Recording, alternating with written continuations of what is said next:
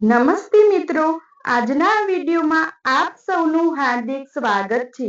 જો તમને આ વિડીયો પસંદ આવ્યો હોય તો અમારી ચેનલને લાઈક કરજો, શેર કરજો અને સબસ્ક્રાઇબ કરજો। અને જો તમે ગુજરાતી છો તો ગુજરાતીને સપોર્ટ કરો। કોમેન્ટમાં તમારી ચેનલનું નામ લખો, અમે પણ તમને સપોર્ટ કરીશું। શ્રાવણની વ્રત કથા। કોઈ શહેરમાં એક સાહુકાર રહેતો હતો। તેમના ઘરમાં પૈસાની કોઈ કમી ન હતી, પરંતુ તેમને સંતાન પ્રાપ્તિ ન હતી, જેના કારણે તે ખૂબ જ ચિંતિત હતો। પુત્ર પ્રાપ્તિની ઈચ્છાથી તેઓ દર સોમવારે વ્રત રાખતા, પૂર્ણ ભક્તિ સાથે શિવ મંદિર જઈને ભગવાન શિવ અને પાર્વતીની પૂજા કરતા। માતા પાર્વતી તેમની ભક્તિથી પ્રસન્ન થયા અને ભગવાન શિવને સાહુકારની ઈચ્છા પૂર્ણ કરવા વિનંતી કરવા લાગ્યા।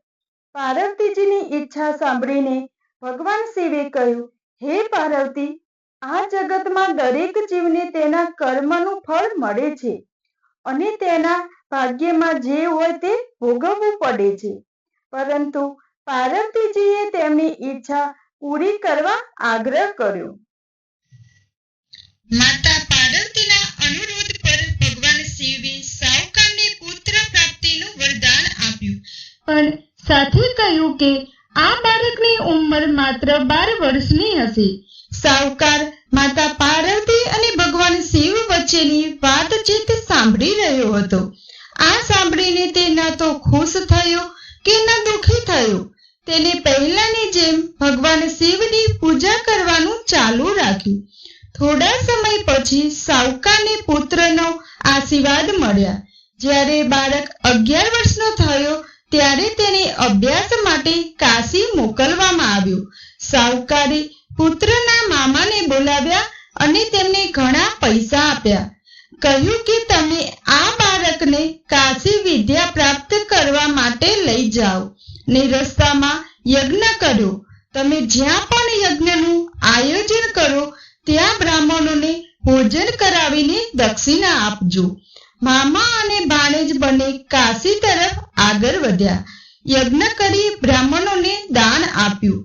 રસ્તામાં એક નગર હતું, જ્યાં નગરના રાજાની પુત્રીના લગ્ન હતા, પરંતુ તે રાજકુમાર સાથે લગ્ન કરવાની હતી તે એક આંખથી અંધ હતો। યુવતી અને તેના પરિવારના સભ્યોને આ વાતની જાણ નહોતી। રાજકુમારે એ હકીકત છુપાવવા માટે એક યોજના વિચારી કે તેના પુત્રની એક આંખમાં દ્રષ્ટિ નથી। સાહુકારના પુત્રને જોઈને તેને વિચાર્યું કે કેમ કે ન આ છોકરાને વર બનાવીને રાજકુમારી સાથે પરણાવી દેવો। લગ્ન પછી હું તેને પૈસા આપીશ અને તેને વિદાય આપીશ। રાજકુમારને મારા શહેરમાં લાવીશ। તેને છોકરાને વરના કપડાં પહેરાવ્યા અને તેના લગ્ન રાજકુમારી સાથે કરાવ્યા। પણ સાહુકારનો દીકરો ઈમાનદાર હતો।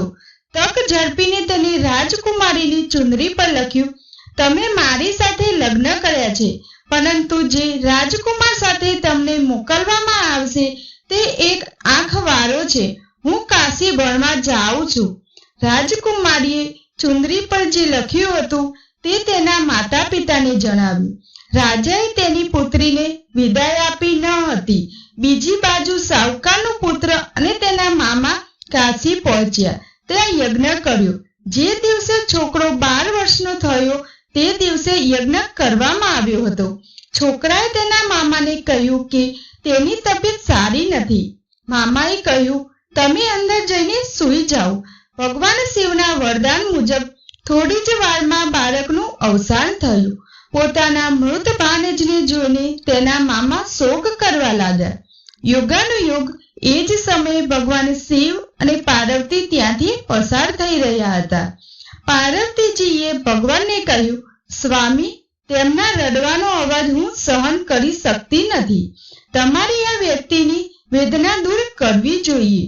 જ્યારે ભગવાન શિવ મૃત બાળકની નજીક ગયા ત્યારે તેમણે કહ્યું કે તે જે સાહુકારનો પુત્ર છે, જેને તેને 12 વર્ષ જીવવાનું વરદાન આપ્યું હતું, હવે તેના જીવનનો અંત આવી ગયો છે।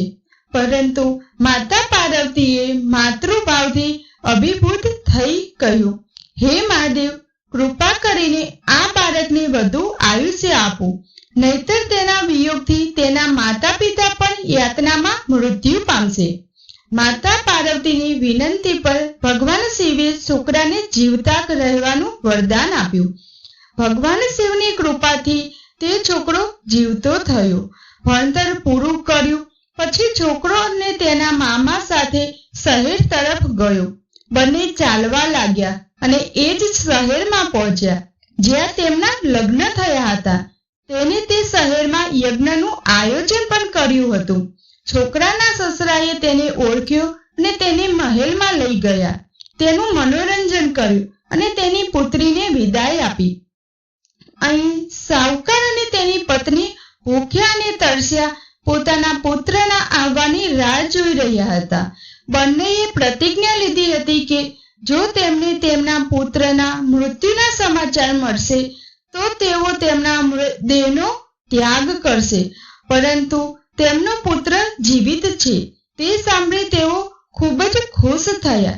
તે જ રાત્રે ભગવાન શિવ વેપારીના સપનામાં દેખાવ્યા અને કહ્યું, હું તમારા સોમવારના વ્રત અને વ્રત કથા સાંભળીને પ્રસન્ન થયો છું અને તે જ રીતે જે કોઈ સોમવારનું વ્રત કરી વ્રત વાંચે છે અથવા સાંભળે છે તેને દીર્ઘાયુ પ્રદાન કરું છું.